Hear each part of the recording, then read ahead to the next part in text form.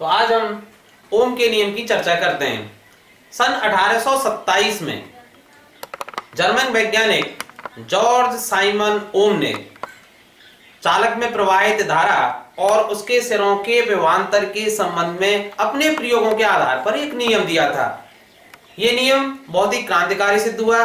तो इस नियम के अनुसार कि यदि किसी चालक की भौतिक अवस्था स्थिर रहे, यहां भौतिक अवस्था से तात्पर्य कि चालक की लंबाई, उसके अनुप्रस्थ काट का क्षेत्रफल, चालक का ताप, यदि ये तीन चीजें स्थिर रहें तो चालक के सिरों का विभवांतर उसमें प्रवाहित धारा के अनुक्रमानुपाती होता है। यदि चालक की भौतिक अवस्थाएं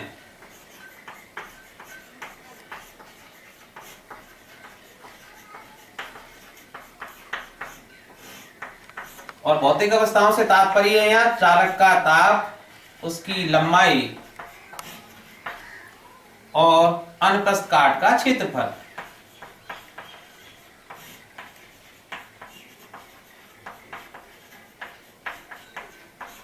स्थिर रहें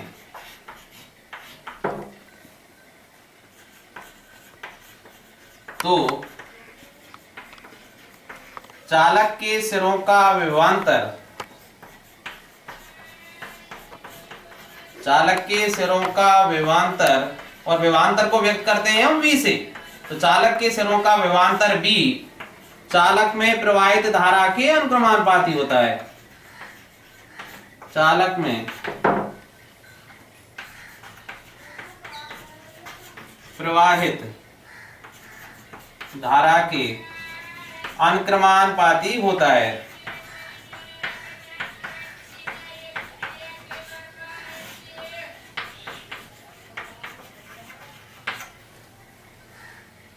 अगर इसको मैथमेटिकल रूप की बात करें, क्योंकि चालक के सिरों का विभवांतर v अनुक्रमानुपाती होता है या समानुपाती होता है चालक में प्रवाहित धारा, और धारा को व्यक्त करते हैं हम I से, अर्थात v समानुपाती है I के। और हम सब जानते हैं कि समानुपाती का चिन्ह हम को हटाना पड़ता है और उसके स्थान पर क्या लगाते हैं, बराबर का चिन्ह लगाते हैं, लेकिन एक स्थिरांक अपनी तरफ से और मानते हैं। जैसे v, यहां लिखेंगे हम क्या, v बराबर आर आई, v बराबर आर आई। तो यहां r एक स्थिरांक है, यहां r एक स्थिरांक है जिसे चालक का प्रतिरोध कहते हैं, जिसे चालक का प्रतिरोध कहते हैं।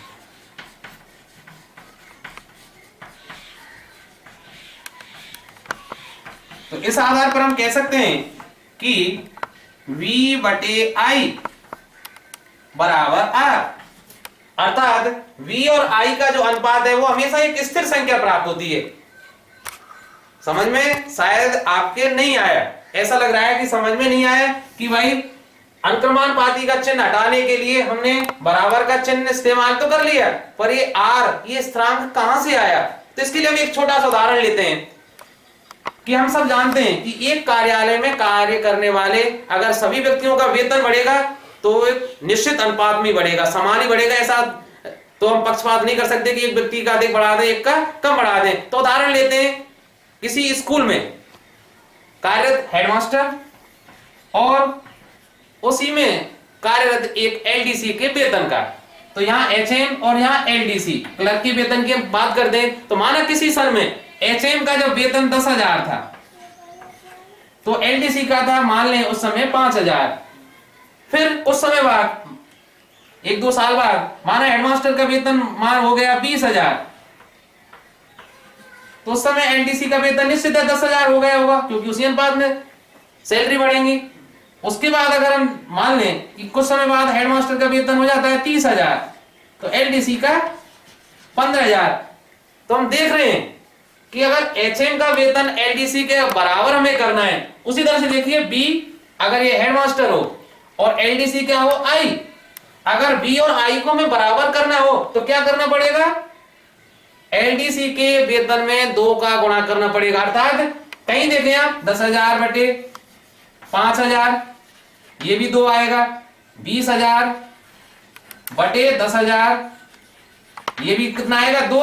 अर्थात एचएम का वेतन अगर एलडीसी के बराबर करना है तो हमें कितना गुणा करना पड़ेगा 2 का। तो यहाँ ये 2 क्या है, एक स्थिर संख्या प्राप्त हो रही है और यही क्या है, स्थिरांक है। इसलिए अगर दो संख्याएं समानुपाती में हो एक दूसरे के तो बराबर का चिन्ह हम लगा देते हैं, पर उससे पहले एक स्थिरांक मानते हैं। तो वापस हम आते हैं ओम के नियम पे। ओम ने क्या कहा था कि किसी चालक के सिरों का विभवांतर उसमें प्रवाहित धारा के समानुपाती होता है, अर्थात V प्रोपोर्शनल टू I। समानुपाती का चिन्ह हटाएंगे, उसके स्थान पर बराबर का चिन्ह लाएंगे R, और I यहाँ R एक स्थिरांक है जिसे चालक का प्रतिरोध कहते हैं, अर्थात V बटे I बराबर R। तो इसको हम एक प्रयोग से आपको सिद्ध करके भी दिखाएंगे कि V और I का अनुपात एक स्थिर संख्या प्राप्त होता है। इससे पहले हम आपको प्रयोग दिखाएं, उससे पहले हम आपको इस नियम को याद करने की एक ट्रिक बताते हैं कि ओम के द्वारा बताए गए इस नियम को एक पिरामिड के द्वारा हम आसानी से याद कर सकते हैं।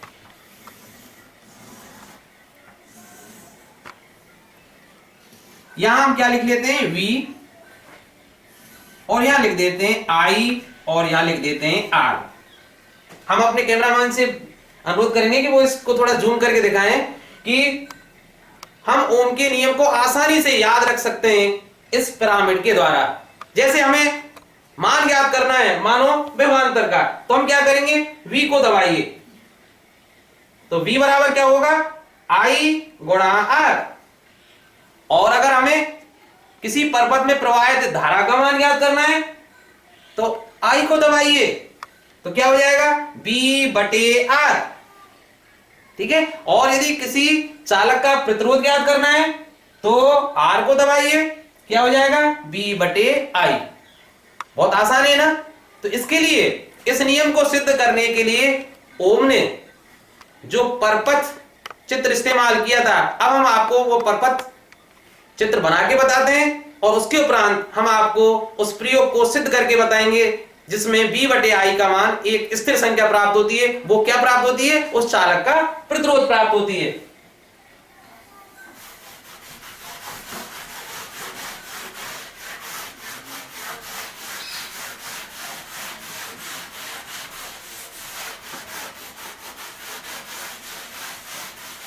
तो अब परपथ चित्र